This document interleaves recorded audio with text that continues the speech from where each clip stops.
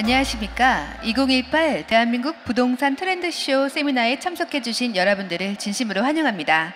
지금부터 땅짓고 특별 강연 절대 손해보지 않는 집짓기 노하우를 주제로 세미나를 시작하도록 하겠습니다. 월간 전원 속의 내 집 주택문화 저널리스트 활동 현 춘첸디 CM그룹 대표를 맡고 계신 서동원 대표님을 큰 박수로 맞이해 주시기 바랍니다.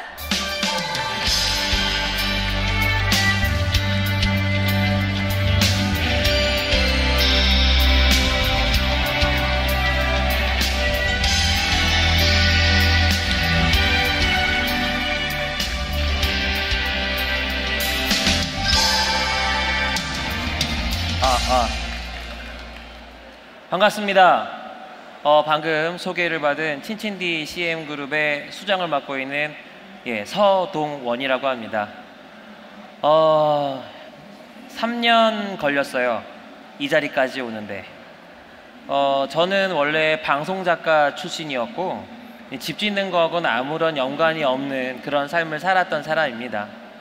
그런데 그 전에 예상치 못한 상황에 처해서 어찌어찌 하다 보니 이 시장에 너무나 많은 큰 문제점이 있구나라는 걸 발견을 했고, 그 시장의 문제점을 알리고자 글을 썼고, 그 글을 쓰는 과정에서 동감을 해주신 많은 분들이 한번 투명한 집짓기 프로젝트를 만들어 봤으면 좋겠다라는 얘기를 하셔서 우리 월간 전원 속의 내 집이라는 잡지의 후원을 받아 독자들의 집짓기 프로젝트를 해보자 라고 시작한 게 사업이 돼가지고 지금 이제 이 자리까지 왔습니다. 사람들이 그렇게 목말라 있는 줄은 몰랐어요. 사람들이 그렇게 힘들어하는 줄은 몰랐어요. 그래도 저는 방송작가였기 때문에 섭외력이 있어서 주변에 많은 사람들의 도움을 받아 쉽게 고비를 해결할 수 있었지만, 대다수의 많은 분들, 특히 은퇴하시고 제2의 창업으로 펜션 같은 거를 지어보려고 했다가 너무 안타깝게도 자살까지 하는 경우를 접하면서 알려야겠다. 이 시장의 문제점과 해결 방법, 그리고 선진국에서는 과연 어떻게들 일을 하고 있는지 보여줘야겠다라는 마음으로 시작을 한 회사가 바로 틴틴디, 친절한 친환경 디자인 하우스 프로젝트의 앞글자를 딴 그 회사고요. 중국에서 투자받았냐 그러는데 아직 중국에서 투자받은 적은 없습니다. 연락 준다면 검토해 볼게요. 자, 독한 건축주들의 절대 손해 안 보는 집짓기 노하우, 돈 버는 집짓기. 굳이 왜 돈 버는 집짓기라고 했을까? 제가 지금부터 한 5분 정도만 여러분들께 이 강의의 취지와 목적을 알려드리고 시작하도록 하겠습니다. 여러분, 우리는 어떤 사회에 살고 있습니까? 우리나라는 자본주의 사회입니다. 이 사회의 구성은 토지, 그리고 자본, 그리고 노동입니다. 대다수의 서민은 이 노동에 속하고, 권력자 혹은 이 시대를 움직이는 사람들이 토지 혹은 자본의 역할을 하고 있는 사회입니다. 잠깐 조선시대를 살펴보면, 조선시대는 양반, 중인, 상인, 천민으로 계급이 나뉘어 있었습니다. 직업에 따라 자존감이 매우 달랐죠. 예를 들면 고기를 잡는 정육점 같은 역할을 하는 경우 양반이 하지 않는 직업이었습니다. 자, 자본주의 사회에서는 이 모든 판단 기준이 신분이 아닌 돈으로 나뉩니다. 돈이 얼마나 있느냐에 따라 자존감이 달라지는 시대에 여러분이 살고 계십니다. 한때는 좋은 명문대를 나온 그것이 인생을 버텨나가게 해주는 버팀목이 되었습니다. 그런데 요즘 어떻습니까? 명문대를 나와도 취직도 못하고, 취직을 해서 들어가도 40대 초중반의 명예퇴직을 검토해야 되는 이 나라의 이 시대에는 더 이상 명문대를 나왔다는 그것이 자존감을 높여주기 어렵습니다. 사람들은 그러다 보니까 우리 사회의 자본 축적을 어떻게 하면 더 할 수 있을까? 나는 어떻게 하면 돈을 벌 수 있을까에 관심을 갖고 있습니다. 남녀노소 막론하고 말입니다. 옛날에 우리 초등학생들이 어려서 이렇게 설문조사를 할 때 커서 뭐가 되고 싶어요? 라고 물어보면 과학자요, 대통령이요, 이러던 시절이 있었습니다. 그런데 요즘의 초등학생들에게 물어보면 꿈이 뭔지 들어보셨죠? 꿈이 뭔지 들어보셨습니까? 건물주랍니다. 뭘 안다고. 그죠? 초등학생들이 뭘 안다고 세상의 꿈이 건물주일까요? 이렇게 우리 사회는 격변하는 문화적 혼란기에 살고 있습니다. 나중에 내가 이 땅에 태어나서 어떤 삶을 살고 어떤 꿈을 이룰래라고 했었을 때 부동산 개발업자요 라고 얘기하는 것과 다르지 않은 거죠. 물론 부동산 개발업이 잘못됐다는 게 아닙니다. 나쁘다는 게 아니라 왜 그 도구가 인생의 목적이 되었을까? 이건 너무 몰라서 사람들이 정말 미디어에 의해서 조장된 것에 너무 쉽게 교육이 되어서 생겨진 현상은 아닐까 생각을 해봅니다. 자, 우리 사회의 자본 축적은 돈을 어느 그릇에 담느냐에 따라 그 성과의 지표가 달려 있습니다. 그래서 어떤 사람은 주식에 넣기도 하고, 어떤 사람은 펀드에 넣기도 하고, 어떤 사람은 디지털 화폐인 가상화폐에 넣기도 합니다. 그러면서 사람들이 뒤로 얘기를 하죠. 그래도 믿을 만한 건 부동산인 것 같아. 어디 가진 않잖아. 그죠? 그래서 사람들이 집단적으로 공용화된 가치가 통용되는 아파트 투자에 집중합니다. 왜요? 거기는 거래량이 많아서 환금성이 좋으니까. 문재인 정부가 출범한 이후에 이 부동산 정책을 엄청나게 쏟아부어 봤지만 결과는 강남의 부동산 아파트 평당 제곱미터당 어떻게 되었습니까? 지붕킥 했습니다. 평당 1억 넘어가 버렸죠. 꽤 오래 전에. 무슨 말을 하고 싶은 거냐고요? 여러분들은 이 자본주의 시대에 산다는 이유 하나만으로도 부동산 개발업에 대해서 등한시하면 안 된다, 이 말을 드리고 싶은 거예요. 자, 조금 더 들어가 보겠습니다. 가치가 없던 곳에 사람의 흐름을 만드는 게 바로 부동산 개발 사업입니다. 엄청나게 거창한 이야기 같지만 여러분들의 오래된 집을 헐고 새로 짓는 사업 역시 결국에는 부동산 개발 사업의 일종이라는 걸 먼저 정의하고 들어갑니다.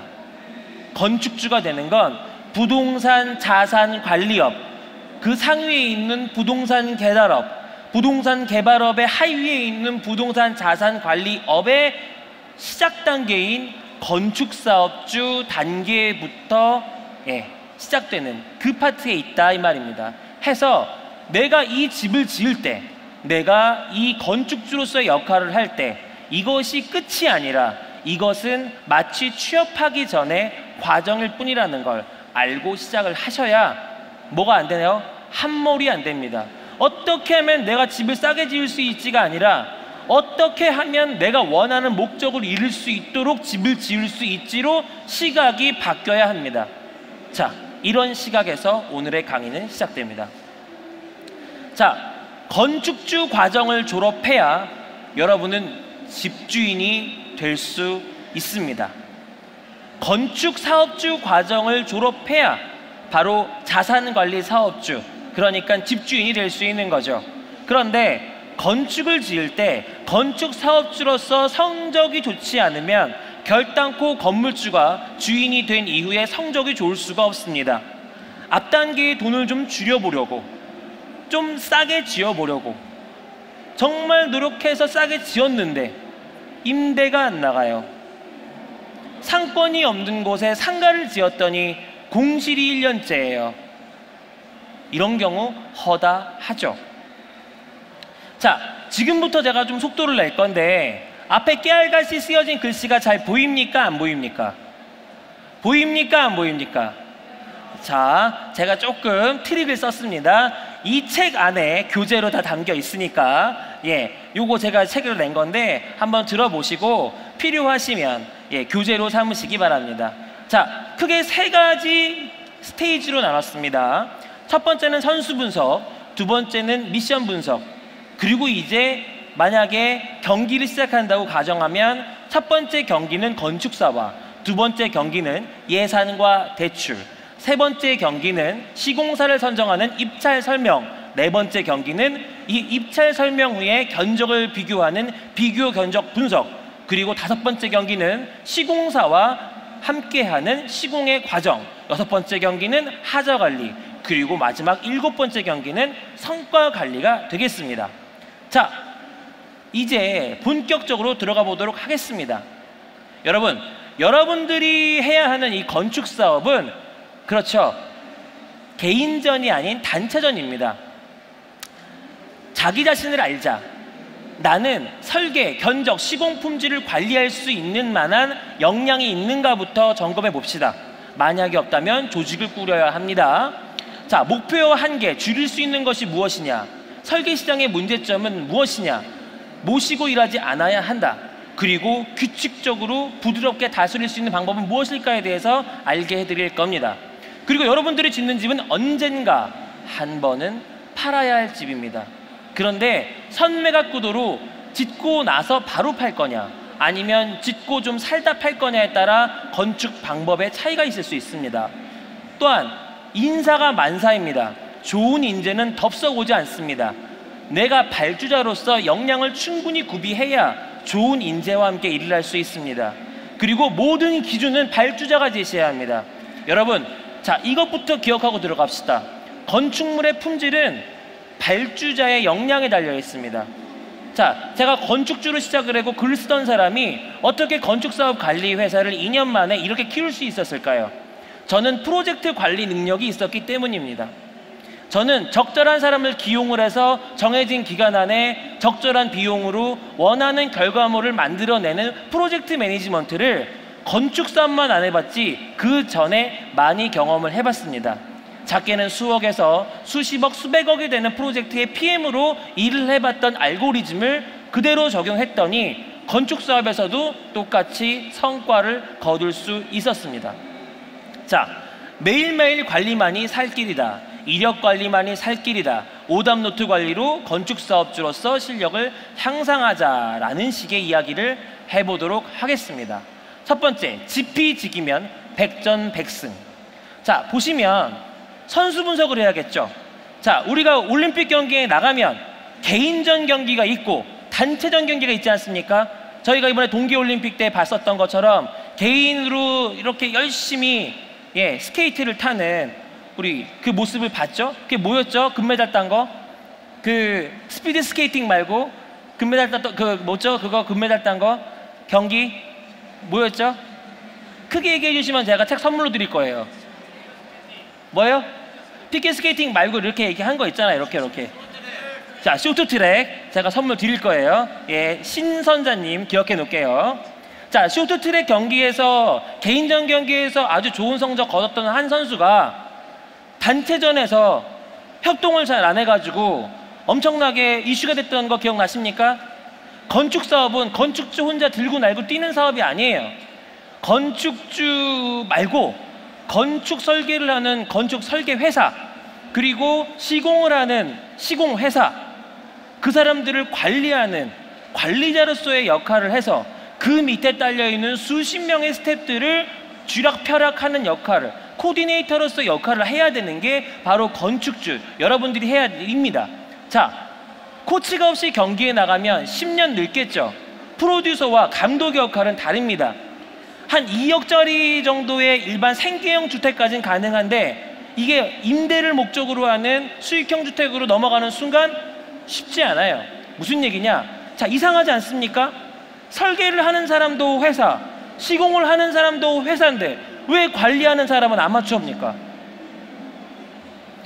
이상하죠? 우리가 건설이라고 하는 것과 우리가 하려고 하는 건 구분해서 생각할 필요가 있습니다. 건설은요, 건설을 전공한 사람들이 건설 회사에서 월급 받으면서 하는 게 건설이에요. 그런 건 커다란 걸 짓죠. 근데 우리가 지으려고 하는 5층, 6층, 커봐야 10층 이하의 건물들은 누가 짓는지 아십니까? 생계형 건축업자들이 짓습니다.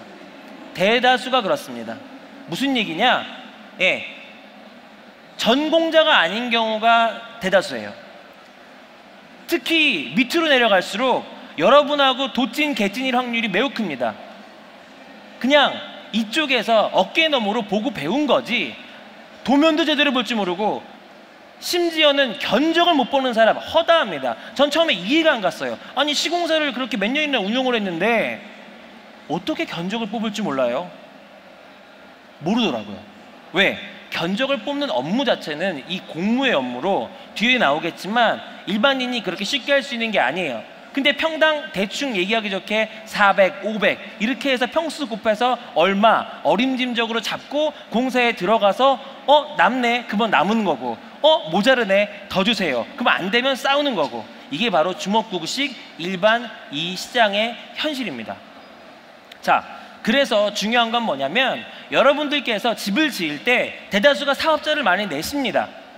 임대업이면 임대업 사업자를 내고 내가 분양할 거면 신축 사업자를 내고 내가 살 거면은 사업자를 안 낼 수도 있지만 요즘 대출이 안 나와서 은행에서 알려줘가지고 사업자 내는 경우 있어요. 그러면 생각을 조금만 해보자고요. 그래도 회사를 만들었으니까 회사를 만들었다면 뭐가 있어야겠습니까?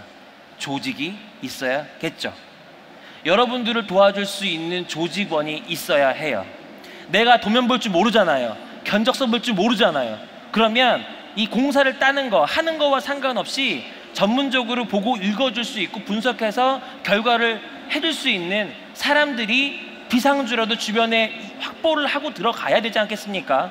1, 2억짜리 분식집을 하나 짜장면집 떡볶이집을 하나 내려고 해도 가서 주방에서 막 아르바이트도 해보고 홀도 닦아보고 하는데 왜 집을 지으려고 하면 그렇게 쉽게들 하십니까? 5억 10억 들어가는 거 이 15억 20억 들어가는 거 너무 그렇게 쉽게들 일하시려고 그래요. 여러분 조직을 먼저 갖춰야 된다는 거. 두 번째 미션 분석. 여러분 사업에서의 가장 큰 돈 버는 방법이 뭔지 아십니까? 그거는 매출을 많이 올리는 게 아니라 절세와 절감입니다. 백날 앞에서 비싸게 팔아보면 뭐합니까? 파는 시기를 잘못 핸들링을 하면 양도세로 다 나가요. 여러분들 제가 초, 중, 고등학교를 강남에서 나왔습니다. 제가 서초동 오면초등학교를 나왔고 저 강남역에 있는 서운중학교를 나왔고 제 고등학교는 반포 세화고등학교를 나왔어요. 제가 학교 다닐 때만 해도 다 주공아파트였어요. 근데 지금은 엄청나게 럭셔리해진 막 아크로 막 이런 타워가 텄죠. 그런데 말입니다. 예, 그때 당시에는 이렇게 될 줄을 예상을 전혀 못했겠죠. 그래서 많은 사람들이 분당으로 나갔다 너무 땅을 치고 돌아오지를 못해요. 제가 이 강남 지역에서 자랐음에도 불구하고 여러분들한테 꼭 말씀드리고자 하는 게 뭐냐면 그러면 너희 아버지 이제 완전히 재벌됐으니까 넌 완전히 이제 좋겠다 미래 걱정 안 하겠네 하고 딱 친구랑 얘기를 해보면 친구가 뭔 소리야 우리 못 팔아 그런 얘기 하는 거예요. 왜 못 팔아? 막 100억 간다며 100억 평당 억이라며. 야 세금이 점점점 우리 아버지 현금 그지요. 내가 지난달 관리비도 내가 내줬어. 무슨 얘기예요? 겉만 멀쩡해요. 겉만. 땅값만 비싸면 뭐합니까? 팔 수가 없는데 부동산 자산관리업의 시각으로 관리를 한 게 아니라 방치를 한 거고 그냥 가격만 올라갔는데 팔 수가 없는 거예요. 그러다 보니까 많이 혼란스러워하는 경우가 있죠. 사업 설계의 기본은 바로 세금 설계입니다. 절세와 절감, 부동산 매입, 상속, 증여해서 줄일 수 있습니다. 원하는 수익률이 예산을 정하는 거고 내가 살 집이라도 만약 이 집을 판매한다면 이라는 가정으로 정하시면 됩니다. 그럼 여러분 이렇게 생각되는 거예요. 저희가 건축박람회 같은 데 나가서도 이렇게 세미나를 하는데 항상 많이 듣는 게 이거예요. 딱 시공사 부스에 가서 말을 합니다. 평당 얼마면 져줄 수 있어요? 그러면은 사실 이게 무슨 말이냐면 내가 내 지갑을 줄 건데 내 지갑을 어떻게 쓸 수 있어요? 이 말하고 뭐가 달라요? 왜 돈을 주고 시키는 사람이 그 모든 권한을 위임을 합니까? 평당 얼마짜리로 짓는 건 누가 정한다? 바로 건축주인 내가 정하는 거예요. 내가 원하는 수익률이 몇 프로니까 건축사업비를 이 안에 끝내야 하고 그럼 이 금액 안에 끝내야 하는데 이 금액으로 잡은 게 적정한지 아닌지부터 물어보는 게 대화의 시작이 돼야 되지. 대뜸 가가지고 내가 땅이 있는데 집원이 어떻게 되십니까? 거기까지는 알 거 없고 얼마면 더 줄 수 있어? 자 뒤에 나오지만 평당 그 분양가 말고요. 평당 건축비라는 건 기준을 어디다 갖다 놓느냐에 따라서 그냥 바뀌는 거예요. 그거 아시죠? 귀에 걸면 귀걸이, 코에 걸면 코걸이. 근데 문제는 뭐냐? 그 거는 걸 내가 하면서 왜 상대한테 묻냐 이 말이에요. 결국은 답정 너거든요. 내가 이렇게 계산해 보니까 요 금액은 내가 끝내야 돼. 그럼 요 금액이라고 말해주는 사람을 찾는 건데, 사실 이게 얼마나 게으른 상담입니까? 적어도 내가 선정하는 그 사업비는 구체적으로 명분이 있어야 하고, 실행가 정도는 알고 기업 이윤이 이 정도 돼야 된다고 파악을 한 후에 당신네 회사에서는 내가 주는 용역을 얼마나 충실하게 수행해 줄 수 있습니까를 물어야 되는 거 아닙니까? 근데 대뜸 가가지고 평당 얼마만 져줄 수 있냐고. 예. 이놈의 새끼들, 뭐 여기 있는 새끼들, 이렇게 사기꾼들이 많다고 막 이렇게 반욕설 섞어가면서. 제가 나이 드신 분들이랑 상담을 하면 정말 쉬워요. 왜요? 제가 앞에서 하시고 싶으신 말씀을 한참 듣고 아무 말도 안 하고 가만히 있으면 이 사장님이, 젊은 사장님이 소통이 잘 된다고. 말을 안 끊으면. 그래서 얼마면 져줄 수 있겠냐고 이렇게 물어보시는데, 결론적으로는 뭐냐면 답정 본인이에요. 근데 적정성 검토를 하러 가시는 거거든요. 자, 또 한 가지. 자, 저희가 이런 얘기는 꼭 해요. 여러분, 소속을 구분합시다. 대다수가 내가 살고 있는 아파트 빼가지고 꼬마 빌딩 지어서 주인 세대 내가 살고 임대 주고 리테일 밑에 주려고 하는데, 이게 뭐가 문제냐면 내 집 짓기 시장 소속, 그러니까 우리 고등학교로 치면 실업계하고 대학가 문이과하고는 갈 길이 달라요.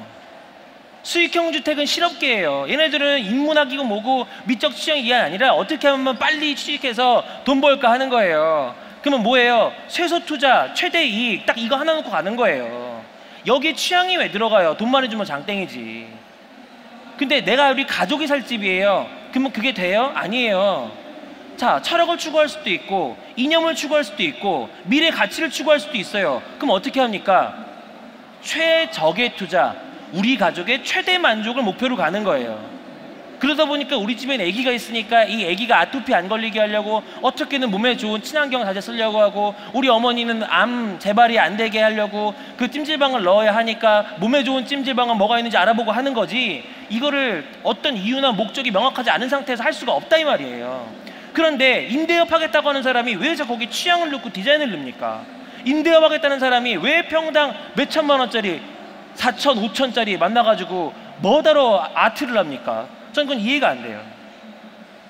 내가 돈이 그거보다 10배쯤 많아서 뭐 요 정도 돈은 내 취미 삼아 할 수 있어 라고 하면 강남 청담동에 지어진 건물들 명품관 지은 건물처럼 지을 수 있지만, 대다수의 서민들은 그거 아니라 이 말이에요.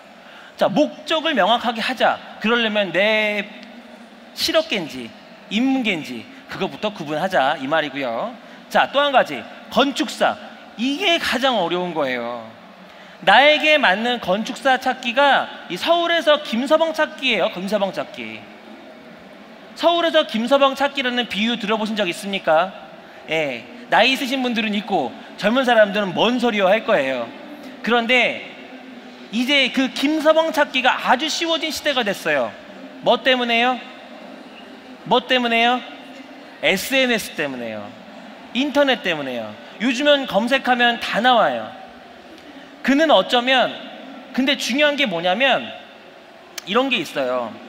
건축을 전공하시는 분들이 건축에 대한 어떤 목적을 갖는 게 돈을 벌려고 하는 경우도 있지만, 대다수의 작은 건축물들 하시는 분들은 두 가지예요. 예, 본인이 그거를 좋아해서, 아니면 경쟁력이 조금 부족한 경우에. 무슨 얘기냐? 건축 설계하시는 분들은 건축 사업에 대한 전체적인 이해가 부족한 경우가 태반이에요. 제발 설계하는 사람한테 가서 견적 얼마 나올지 물어보지 마세요. 왜요? 그 사람의 용역의 범위는 그림 그려주는 데까지이고, 이 그림이 법적으로 문제 있는지 없는지까지 확인을 하고 나중에 짓는 과정에서 이 그림대로 지었는지를 확인하는 역할이지, 사업비를 검토하는 역할이 아니에요.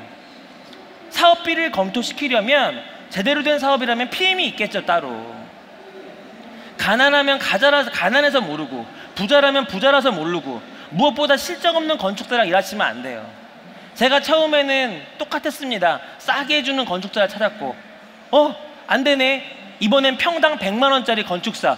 예, 우리나라 유명한, 얘기해볼까요? 홍대에, 여기까지만. 그 교수님 한 분, 해봤어요. 제가 결과는 뭐예요? 그림 한 장 받았어요. 결국 밑에 있는 학생들이 다 해. 이게 뭐야? 무슨 얘기를 하고 싶은 거냐면 내가 짓고 싶은 결과물을 머릿속에 구체적으로 그리잖아요. 그러면 그거랑 가장 유사한 실적이 있는 건축사를 찾아서 최근에 지은 집들을 가서 보고 확인해 보고 이 사람이 제안해 주는 머릿속의 그림대로 실제로 건축을 했을 때 결과가 어떻게 나왔는지 봐야 되지 않겠습니까? 근데 왜 이걸 자꾸 감으로 하세요? 자, 줄여서 이 건축사를 실적 없는 건축사는 피해야 되는 거고, 그리고 또 한 가지, 이게 사람마다 성향이 좀 다를 수는 있는데 사람 만날 때 이렇게 팔짱을 끼는 건축사는 좀 피하라고 말씀을 드립니다. 이건 제 개인의 경험이에요. 반 깔고 보는 거예요. 네. 난 고객으로 갈 게 아니고 이 사업에 사업주로서 갔다고 생각을 해야 돼요. 무슨 얘기냐면 내가 이걸 살 수도 있고 안 살 수도 있고가 아니라 나에게 꼭 맞는, 마치 배우자를 고르듯 내가 원하는 걸 가장 잘 표현해 줄 수 있는 용역을 주러 사람을 만난 거예요. 그러면 용역을 받는 사람이 팔짱 끼고 있으면 내가 얘기하는 얘기가 어떻게 들리겠습니까?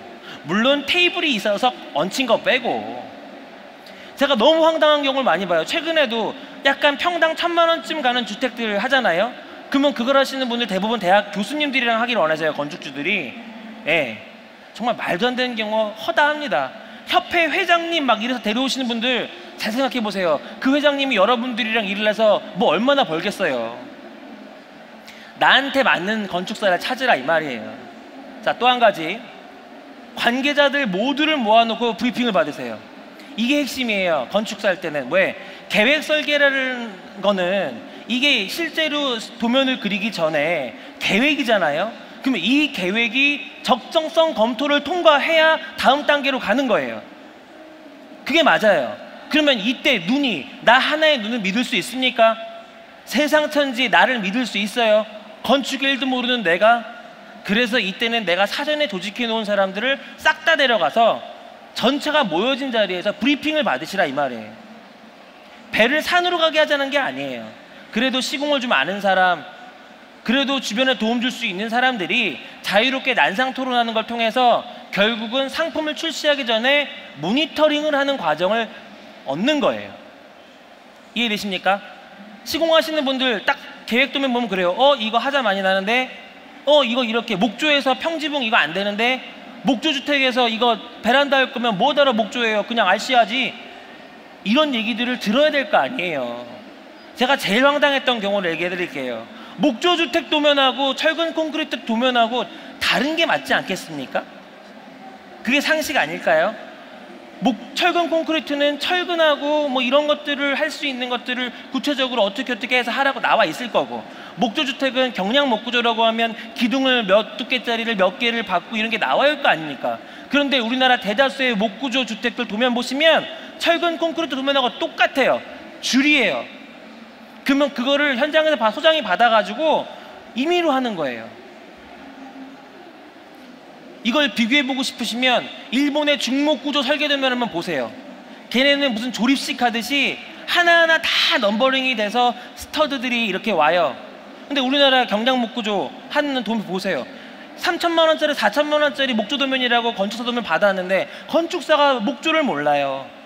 건축사가 봤을 때는 그래, 그럼 철근 콘크리트보다 조금 더 저렴한 골조야, 이 정도의 이해만 갖고 목조주택에 전혀 안 맞는 도면을 그리는 경우도 허다하다 이 말이에요. 그래서 내가 시공할 사람이 누가 될지, 자, 좀 비유를 들어볼게요. 감독이 누가 될지. 설계하시는 분은 작가에 가깝단 말이에요. 그럼 감독이 누가 될지는 대충 방향을 정해놓고 모니터를 받아보는 게 좋겠죠. 그러면 이걸 어떻게 해요? 보통은 우선 협상 대상에 권한을 주기로 하고 용역비를 조금이라도 주고 같이 회의 자리에서 이야기를 할 수 있는 기회를 줘야 될 거 아니에요. 목구조로 하면 뻔연히 하잖아 않은데 그걸 방수를 4회, 5회 치고 FRP 방수까지 할 거면 뭐하러 목조를 합니까? 이런 얘기예요. 자, 그리고요, 자, 건축사도 사람이에요. 실은 스텝이 준비한 거 발표만 할 수도 있어요. 무슨 얘기를 하고 싶은 거냐면, 소장님 내가 소장님이랑 계약을 했는데 왜 난 맨날 실장님이랑 일을 하고 맨날 직원들이 연락합니까? 이런 얘기는 하지 마세요. 마찬가지 아니겠습니까? 기획을 하고 감수를 하는 대표의 역할을 하는 거고 스텝이 있는 게 당연한 거예요. 거꾸로 내가 다 그렸다 그러면 그건 더 이상한 거예요. 내가 뭐 설계 한 장에 억을 주는 것도 아니고 설계를 뭐 한 달에 끝낼 것도 아니고 짧으면 3개월, 보통은 6개월, 길면 1년도 가는데, 그죠? 그래서 그런 부분들은 좀 구분할 수 있어야 하고, 또 한 가지, 여러분 이걸 꼭 기억하세요. 다주체에 의해서 다단계로 시공한다. 건축사의 아이디어 실현은 결국 시공팀이 하려는 거 잊지 않으셔야 돼요. 이런 거 있잖아요. 그 우리나라 동대문의 DDP 설계 누가 했는지 혹시 아십니까? 그 자하 하디드라고 되게 유명한 글로벌 건축가가 했어요. 시공은 누가 합니까? 자하 하디드 팀이 와서 합니까? 아니에요. 무슨 말이에요? 비슷한 애들끼리 묶어야 될 거 아니에요. 설계는 중요하다고 생각을 해가지고 비싼 설계 딱 받아놓고 견적은 동네 업자한테 받으면 이게 말이 됩니까? 그래서 비슷한 사람들끼리 조직을 하는 이 흐름을 내가 봐야 하는데, 서로 소통이 될지 봐야 하는데, 이거의 밑작업이 어떻게 해요? 계획 설계 브리핑하는 자리에 다 모아놓으면 이해가 되잖아요. 제가 여러분들한테 꼭 드리고 싶은 게 시공팀 무시하지 마세요. 왜 이렇게 시공팀을 하대해요? 왜 그림 다 그려놓고 바꿀 수 있는 거 아무것도 안 만들어 놓고 견적, 자 일주일이면 돼요? 아니 2주나 걸려? 견적 내가지고 결정이 돼서 회사에 계약금 들어오기 전까지는 담당 소장이 누군지 보지도 않아. 담당 소장이 이 설계를 얼마나 이해하고 있는지 공부할 시간도 안 주고 막바로 현장에 치고 밀고 들어가는 경우가 대다수예요. 왜 그럽니까? 실제로 일할 사람은 이 사람인데. 그렇지 않습니까? 실질적으로 우리나라의 어떤 현실에서 시공 소장에 대한 사회적 지위가 그렇게 높지 않다 보니까 건축주들이 너무 실수하고 있는 게, 막상 나가서 일할 사람은 이 사람인데 이 사람이 도면에 대해서 이해를 하고 있는지 이걸 파악을 안 해요. 제일 많이 황당한 경우가, 현장에 갔는데 현장에서 딱 도면을 꺼냈는데 인허가 도면 들고 있는 경우가 있어요. 인허가 도면. 무슨 얘기냐면, 도면에는 인허가 도면이 있고 실시 설계, 그러니까 공사를 하기 위한 도면이라는 게 있어서, 인허가 도면은 얇아요. 실시 설계 도면은 두꺼운데 현장에 가보니까 그냥 인허가 도면만 있다 이 말이에요. 새로 나온지도 모르는 경우도 있고. 근데 왜 그랬겠어요? 제가 뒤에 할 얘기지만 왜 시공사 사장님 얼굴만 봅니까? 나랑 일할 소장 얼굴을 봐야죠. 시공사 사장님은 저 같은 사람이에요. 계약해주고 돈 받고 현장 안 가요. 현장 가면 직원들이 싫어해서 안 가요. 이해되십니까? 그런데 실질적으로 계약하는 단계에서 그 종이 쪼가리 몇 장에 그 견적서만 비교해가지고 평당 단가 보고 계약금 딱 집어넣고 나면, 그 다음엔 내가 사장님 믿습니다 하는데, 뒤에 얘기하지만 그 사장님이 고용하는 소장은 그 사장님의 직원이 아닐 수도 있고, 직원이라 하더라도 4대 보험도 안 들어줄 수도 있고, 사장님 어저께 만났을 수도 있어요. 이해하십니까? 여러분들은 사업의 마스터예요. 그죠? 투자자예요. 그러면 내가 투자할 회사에 실사도 안 가보고, 내가 이 돈을 주면 누가 일할지 이력도 안 보고 그냥 마음만 급해가지고, 아우 남들은 4개월에 지었다는데 우리는 5개월이 걸려요, 이런 얘기나 하고. 참 이해가 안 되죠. 공기를 관리하는 것도 중요하지만 어떤 근거에 의해서 공기를 설정을 하고 그 공기를 어떤 과정으로 관리할지에 대한 계획도 없이 막연하게 모든 권한을 시공사 사장에게 갖다 드리는 거예요. 왜 그래야 합니까? 자, 이제 예산과 대출을 세우는 타이밍입니다. 자, 대출에는 믹스 앤 매치가 중요합니다. 믹스 앤 매치. 죄송해요. 자, 믹스 앤 매치. 자, 이게 무슨 말이냐? 대출은요, 너무나도 많은 상품이 있어요. 1금융권이 있고 2금융권이 있고 3금융권이 있잖아요. 사채시장이 또 있잖아요. 근데 이 1금융권이 지금 뭐에 위협을 받습니까? 디지털을 통해서 진격해온 인터넷 은행들이 있죠. 또 옛날에는 대출 받으려면 은행 가야 되는데 대출 조건 안 맞아도 건축자금 대출 잘해주는 데들이 있어요. P2P죠. 다양한 금융상품들이 있습니다. 여러분들 어디서 광고하는 거 들으셨을 거예요. 여러분 뭐 3억으로 30억 건물 짓기, 이 얘기가 진짜일까요? 가짜일까요? 어떤 면에서 보면 진짜, 어떤 면에서 보면 과장. 금융상품이 아주 다양하게 있고 이게 개인 대출이냐 사업자 대출에 따라 다르고 사업자 대출도 이 시설대냐 아니면 또 다른 용도냐에 따라 다르고 내가 지금 보유하고 있는 부동산 현황에 따라서 또 금리가 달라질 수 있어요. 어떤 분은 청담동에 건물 사는데 대출 받고 돈 더 받은 경우도 있어요. 공담으로 집어넣어가지고. 자, 대출도 장사예요. 나의 신용과 시공이 공동 담보가 돼서 나가는 거예요. 그러니까 이게 무슨 얘기냐면 은행은 예금 대출 마진, 예대 마진으로 먹고 살지 않습니까? 이거가 이 개인 대출이 맡기면 사업자 대출, 사업자 대출 이후 상한이 맡기면 전세 대출 활용하라고 막 팁을 주면서까지 안내를 해줘요. 그런데 내가 거래하는 주거래 은행 말고 최소한 몇 개의 은행을 다녀보십니까? 같은 농협이라 하더라도 같은 국민은행이라 하더라도 지점장의 성향에 따라 대출의 금리가 달라질 수 있는 거 여러분 아시죠? 그러려면 관계의 형성이 돼야 되지 않겠습니까? 그냥 가가지고 대출 장구 가서 집원 불러주고 대출 얼마나 나와요? 이게 아니에요. 금리는 반드시 협상이 가능하다. 그리고 이 건축자금 대출은 미래가치를 보고 주는 거기 때문에 뭐가 제일 중요합니까? 사업계획서가 제일 중요합니다. 여러분, 땅만 불러주고 대출 받는 거는 토지담보대출이에요. 그럼 이 토지에 대한 감정평가를 해서 어떤 프로세스로 대출이 나오는지 이해가 된다면 제가 드리는 말씀이 이해가 될 겁니다. 자, 다음. 자, 입찰 설명. 나보다 나은 회사랑 일을 해라. 자, 블랙 컨슈머는 결국 결제의 능력이 좌우합니다. 깎으려고 하는 이유가 타당하지 않다면, 그리고 괜찮은 스태프라면, 그리고 나보다 잘 나가는 사람이라면 내가 막 행동하는데 나랑 같이 일할 이유가 없어요. 내가 과도하게 무리하게 행하는데 나랑 일을 하려고 한다면 그 사람은 정상적일 리가 없다 이 말이에요. 그러니까 이게 중요한 게 뭐냐면 입찰 설명, 현장 설명회라는 개념이 있어요. 무슨 얘기냐? 내가 사업계획서를 갖고 이 도면은 이 정도의 비용으로 지으려고 합니다. 과연 이 정도의 비용으로 짓는다라고 했었을 때 당신네 회사에서는 어떤 정도의 능력이 있는 소장을 고용을 하고 그를 어떻게 관리를 해서 적정한 기간 안에 원하는 품질로 공사를 해줄 수 있겠습니까? 라는 심사의 평가의 기준을 놓고 이야기를 할 수 있어야 한다 이 말이에요. 그러면 여러분 시공사에 가봐야 되지 않겠습니까? 사무실에 가서 사람들 왔다 갔다 하는 것도 보고 움직여지는 회사인지 서 있는 회사인지 봐야 될 거 아니에요. 그런데 이것보다 더 중요한 건 뭐냐면 미리 그 회사에 입찰할 수 있는 자격 여건에 대해서 주고 그리고 나서 거기에 대해서 검토를 먼저 해야 된다 이 말이에요. 이번에 제가 그런 경우가 있었어요. 계약을 하려고 하는데 건축주가 이 회사랑 계약할 거예요.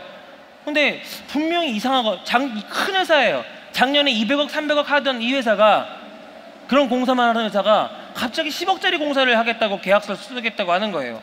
이상하잖아요. 재무제표하고 다 띄워봤어요. 우리가 자본 잠식이에요. 작년에 적자 나가지고 더 이상 신규 영업이 안 될 수 있는 영업정지 먹기 딱 직전의 상황인 거예요. 뭐 말로는 표현하죠. 아유 계열사가 또 있고 뭐 모회사가 있어서 풀 수 있고. 근데 당장 입적 먹고 생각하면 난 이해가 안 되는데 영업정지 먹을 수 있을 정도로 관리가 안 되는 회사에 내 공사 맡기고 싶어요? 그러면 이게 뭐가 문제였어요? 사전에 서류 검토가 안 된 거예요. 그러니까 이런 거 있잖아요. 신데렐라가 갑자기 왕자님 만나가지고 그 왕자님이 인생을 구원해주는 스토리가 우리 주변에 흔합니까? 아니지 않겠습니까? 다 끼리끼리 만나는 거 아니겠습니까? 내 현장을 충실하게 해줄 수 있는 회사는 내 공사 범위가 10억이면 이 공사 범위 10억의 비슷한 사이즈의 공사들을 최근에 유사하게 몇 개를 하고 있는 회사면 말이 돼요. 그런데 말도 안 되게 큰 공사를 했던 사람들, 특히 설계하는 사람들, 그런 사람들이 있어요. 아, 우리 아버지 친구인데 우리 교회 아는 장로님이 소개를 해줬는데 이 사람은 엄청나게 큰 건물 설계하던 사람인데 특별히 시간을 내서 내 건물을 설계해 주기로 했대. 그러면 왜 특별히 시간을 내서 내 건물을 설계를 해주시겠습니까? 그냥 알바예요, 알바. 왜 나한테 전 재산을 투자하는 이 사업을 알바로 일을 합니까? 자, 다음이요. 자, 비교 견적 분석. 도면은 해석하는 사람에 따라 다를 수 있습니다. 기간, 물량, 단가, 결제 방식, 도면 품질, 포함 내역이 관건입니다. 자, 평면도, 인면도, 단면도가 서로 맞지 않는 경우도 많습니다. 물량에 대한 해석이 업체별로 다르고 시공 난이도에 따른 할증률 책정 역시 다릅니다. 시공사가 내는 항목이 아닌데 굳이 묶어서 견적받을 이유가 없다 이 말이에요. 왜 그러냐? 관리비 이윤 때문이죠. 자, 이거 보세요. 이것만 기억하시면 돼요. 견적서에는 갑지와 을지가 있어요. 을지는 실행 내역이에요. 여기에는 어떤 이윤도 들어가지 않는 게 맞아요. 그러면 여기에 대한 이윤과 간접비와 보험비를 책정한 게 갑지예요. 그래서 갑지를 보기 전에 을지를 분석을 하고 갑지에 대해서 최종적으로 이해를 하는 건데, 대다수의 영업을 어떻게 하느냐, 이윤을 많이 쓰면 이걸 깎아달라고 할 것 같아서 이윤의 폭을 줄이고 뒤에 태워요. 을지에 물량을 점프하거나. 근데 이게 나쁜 건 또 아니에요. 왜? 도급을 받은 거니까 그 안에 끊는다라고 그러면 버퍼, 그러니까 여유폭이라는 걸 만들어야 되지 않겠습니까? 그거를 이제 물량에 많이 태우는 경우들이 있어요. 근데 뒤집어서 말씀을 드리면 뭐냐면, 발주하는 사람이 물량을 안 준 거예요. 도면에 대한 해석에 따라서 얼마든지 물량을 다르게 해석할 수 있어요. 일을 하다 보면 로스라는 게 있지 않았습니까? 우리가 모듈로 설계를 한 거면 딱딱딱 물량이 들어갈 텐데 맞춤주택, 자유주택이다 보니까 쓰고 버리는 것도 생길 거고, 일하다 보면은 뭐 실수하는 것도 생길 거고, 그런 것들을 감안을 한단 말이에요.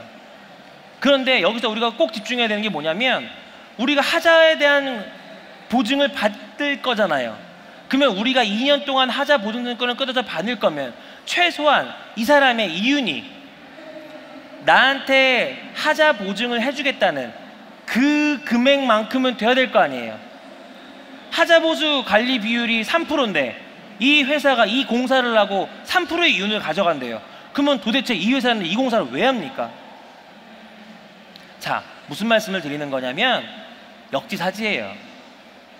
적정한지 아닌지, 모든 견적서의 기준은 바로 이 적정성 검토가 핵심입니다. 자, 이제 시공입니다. 여러분, 이것만 꼭 기억하세요. 사장과 소장의 마음이 다릅니다. 계약은 사장이랑 했고 내 현장에 대한 관리는 소장이 합니다.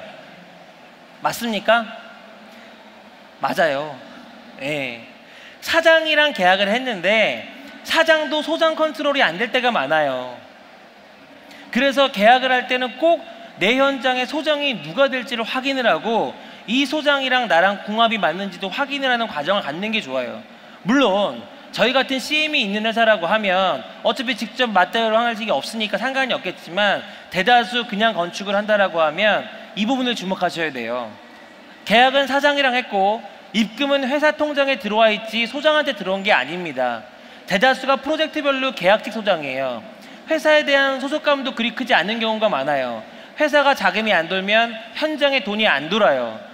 건축주는 돈을 줬는데 기성금이 내려가면 하도급 업체가 결제가 되었는지 확인을 해야 돼요. 이거 안 돼가지고 현장 쓰는 경우가 많아요. 제일 황당한 경우는 뭐냐면, 이 건축주 기를 좀 죽이려고 중간에 심심하면 현장 한 번씩 세우는 사장님들이 있어요. 왜요? 과기성 받으려고. 현장별로 이 돈을 받아서 내가 이 현장에만 쓰는 게 아니라 돌려 쓰는 경우들도 종종 있거든요. 그럼 돌려받아야 될 거 아니에요. 그러면 이제 건수를 찾죠. 그냥 하면 안 되니까. 여러분, 이거 나쁜 거 아니에요? 라고 얘기할 수 있는데, 그 나쁨이 계약 해지 사유 정도의 수준이 아니라면, 선제적 방어를 하지 않으면 속칭 여러분들이 생각하는 당할 수밖에 없는 구조가 나오는 거예요. 저희도 맨날 싸워요. 그놈의 과기성 때문에. 이거는 인지를 하고 들어가야 돼요. 여러분, 그러면 금융사에서 이런 관리할 때 어떻게 하는지 아십니까? 유치권 포기각서, 하도급 업체 유치권 포기각서, 대표 연대 보증 다 세웁니다. 그리고 돈을 줘요. 근데 이렇게 나쁜 조건임에도 불구하고 왜 금융사한테 같이 있게 되면 하는 줄 아십니까? 100% 결제해 주잖아요. 100% 결제. 여러분만 이 시공업체를 못 믿는 게 아니에요. 시공업체도 건축주를 못 믿어요. 저 사람 지금은 돈을 잘 주는데 나중에 정말 중요한 타이밍에 돈을 안 주면 어떡하지? 버티면 어떡하지? 저 사람 잔금 안 준다고 버티면 어떡하지? 똑같은 거예요. 그래서 선제적 대응을 해야 된다 이 말이에요. 그리고 이 하도급 업체 있지 않습니까? 기성금이 내려가고 나면 종합건설사는 관리회사란 말이에요. 관리회사. 밑에 전문 건설회사들의 도급을 주는 거예요. 어떤 분은 왜 그걸 직원이 다 안 합니까 하는데 원래 그런 거예요. 그러면 이 업체들이 결제가 됐는지 확인하는 과정을 갖는 게 중요하다 이 말입니다. 자, 그리고 하자관리. 이력관리만이 산길입니다. 사람도 선천적인 질병이 생기는 경우가 있어요. 아무리 애를 건강하게 내주고 싶어도 태어났는데 뭐 기관지가 안 좋다든가 심장이 약하다든가 이럴 수도 있겠죠. 그래서 중요한 거는 뭐냐면 실질적으로 이력 관리를 해야 된다 이 말이에요. 일을 하는 공정 과정에 이력 관리를 해서 실질적으로 문제가 있는지 없는지에 대한 기록들이 있어야 나중에 문제가 생겼었을 때 저희가 대응이 되는 거예요. 그리고 하도급 업체 같은 경우는 뭐가 필요하냐? 시공품질 확인서를 받아야 돼요.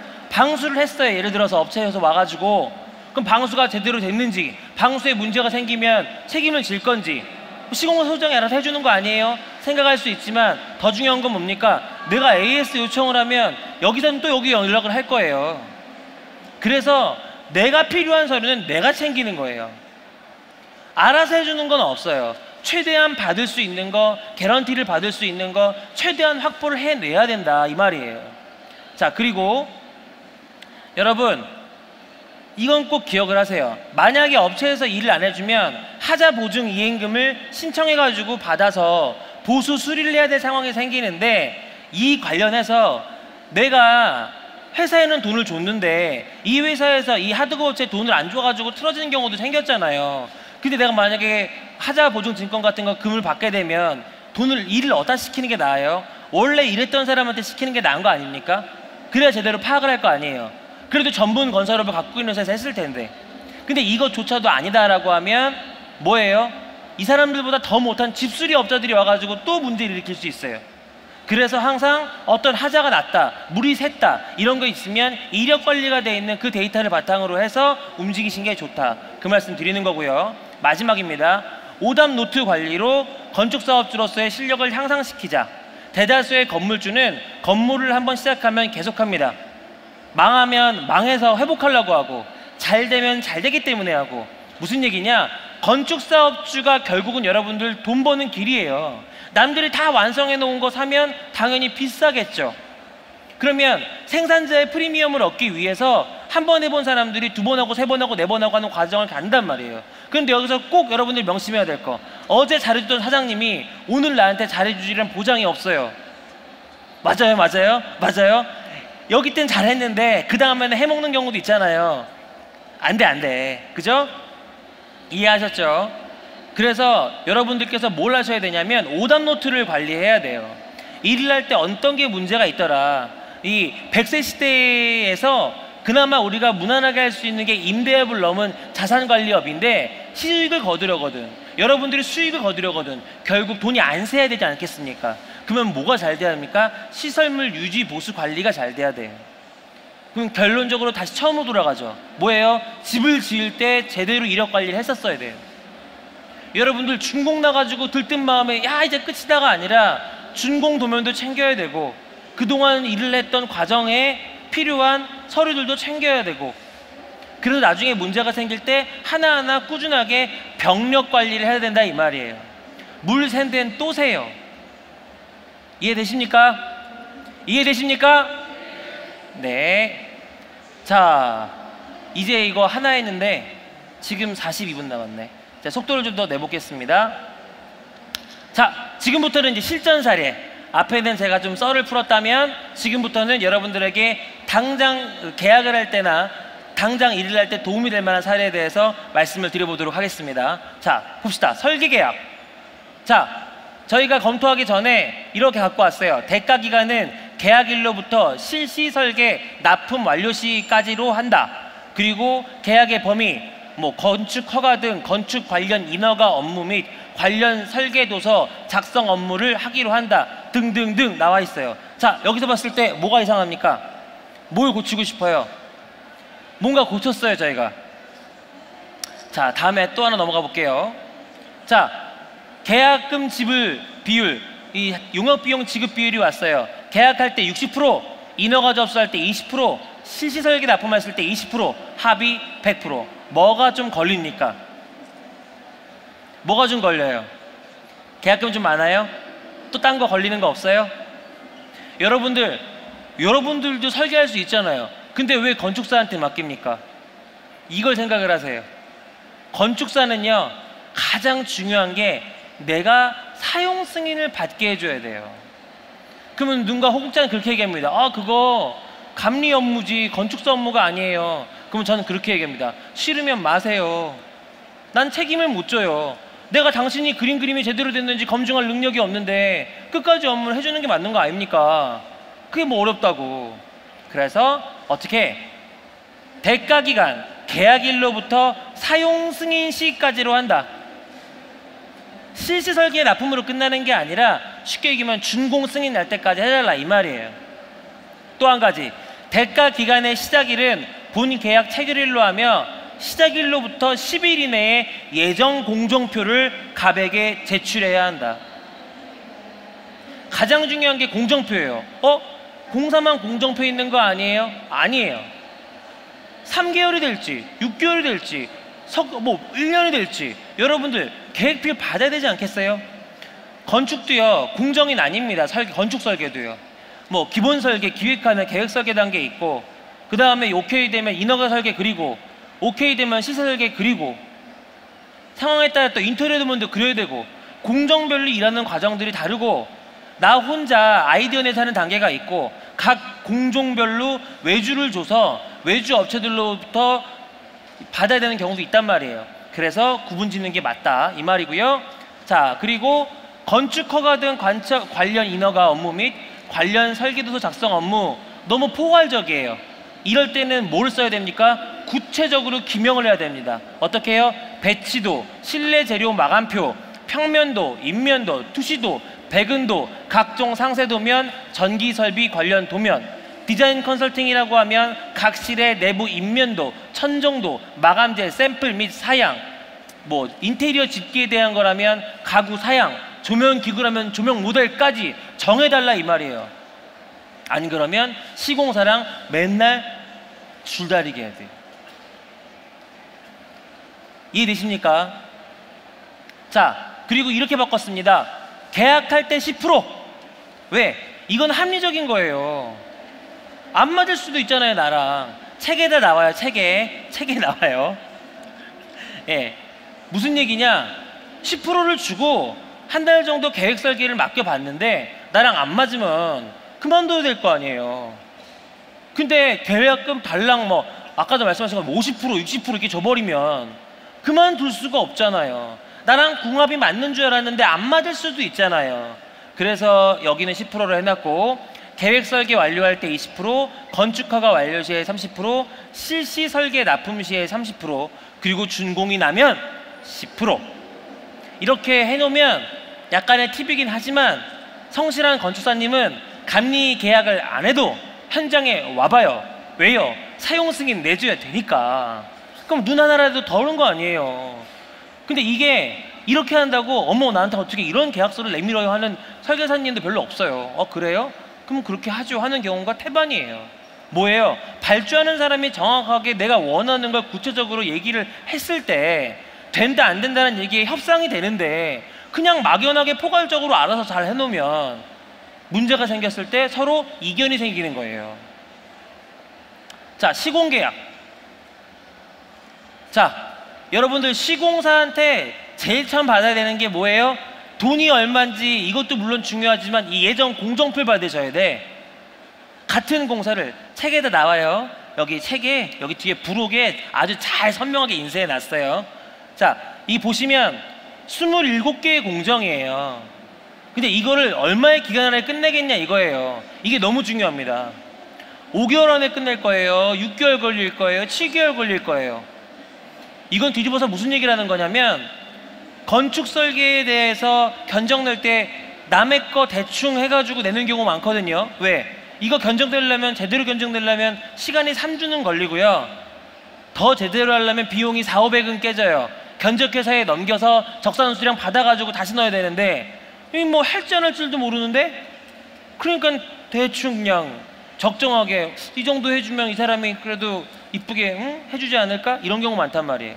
그런데 중요한 건 뭐냐? 이 공정표에 대해서 구체적으로 해오면 제대로 일한 게 맞는 거고, 대충 줄 찍찍어서 갖고 오면, 그쵸? 시간 관리가 핵심이다 이 말이에요. 자, 이거 산수 한번 해보고 합시다. 자, 2 곱하기 2는 얼마입니까? 크게 좀 합시다. 저 힘들어요. 땀 흘리는 거 보고 아유 막 무료인데. 자, 2 곱하기 2는 얼마입니까? 자, 4죠. 자, 4 곱하기 1은 얼마입니까? 둘레 같아요, 달라요? 그쵸? 한 번에 달라야 하는 사람 별로 없어. 산수인데 2 더하기 2 더하기 2는 8. 예. 4 더하기 4 더하기 1 더하기 1은 10. 이렇게 쉬운데, 근데 어떻게 평당 단가가 같은데 공사비가 달라질 수가 없겠어요? 자, 둘레가 20% 차이 나요. 자, 이거는 내부 외부 벽 공사비가 20% 이상 더 증가된다는 얘기예요. 바닥 면적은 같아요, 그죠? 근데 바닥은 1개고 벽은 4개예요. 이해되십니까? 평수가 같지만 요철이 있거나 막 빼거나 하면 면적이 늘어나는 거예요. 그러면 건축 면적 기준으로 해서 평당 단가를 계산하는 게 맞습니까? 시공 면적 기준으로 보는 게 맞습니까? 당연히 후자지요. 여러분들 꼭 기억하세요. 여러분들 분양받는 게 아니에요. 시공 면적 기준이 돼야 한다 이 말이에요. 자, 어떤 건물이 돈이 제일 찌끔 들까요? 평수는 다 같아요. 360평, 360평, 360평, 360평 1, 2, 3, 4 중에 어떤 건물이 돈이 제일 조금 들까요? 평수가 같다고 가정했을 때. 자, 거수해 보겠습니다. 자, 1번, 자, 2번, 3번, 4번. 아, 사람들이 눈치는 있어요. 자, 보세요. 동일한 평수와 마감이라더라도 이 건축물의 형태와 높이에 따라서 50% 이상의 공사비의 차이가 생길 수가 있습니다. 자, 1번부터 4번까지 동일한 360평이지만 1번이 평당 200만 원이라면 2번은 평당 223만 원, 3번은 평당 232만 원, 4번은 265만 원입니다. 1번을 기준으로 2번은 한 층의 높이를 60cm만 올렸는데 공사비는 11%가 상승하게 됐고, 3번은 한 층의 높이는 그대로고 건물의 가로 세로만 바뀌었는데 공사비는 16%가 상승이 되게 됩니다. 4번은 전체 면적과 한 층의 높이는 같고 층수만 달리했는데 공사비가 33%가 달라져요. 만약에 층고도 달라지고 가로 세로도 달라지고 층수도 달라지면 50%까지 시공 면적이 차이가 날 수 있다 이 말이에요. 그러니까 이런 말 하면 안 돼요. 우리 앞집은 얼마에 졌던데 왜 우리 집은 그게 안 됩니까? 땅 모양이 달라요. 건축물의 모양도 달라요. 면적이 달라요. 그리고 그 사람은 1년 전에 지었고 난 지금 짓고 변수 요인이 너무 많은 거예요. 그러니까 여러분들이 평당 공사비에 현혹이 되면 안 되고 거꾸로 지배하고 다스려야죠. 어떻게 해요? 총 시공 면적이 어떻게 됩니까? 난 시공 면적을 이 정도로 제어했으면 좋겠습니다. 이 말이 맞는 거예요. 평당 단가 나 이런 거 믿지 않습니다. 그냥 시세대로 합시다. 다만 물량은 속이지 맙시다 우리.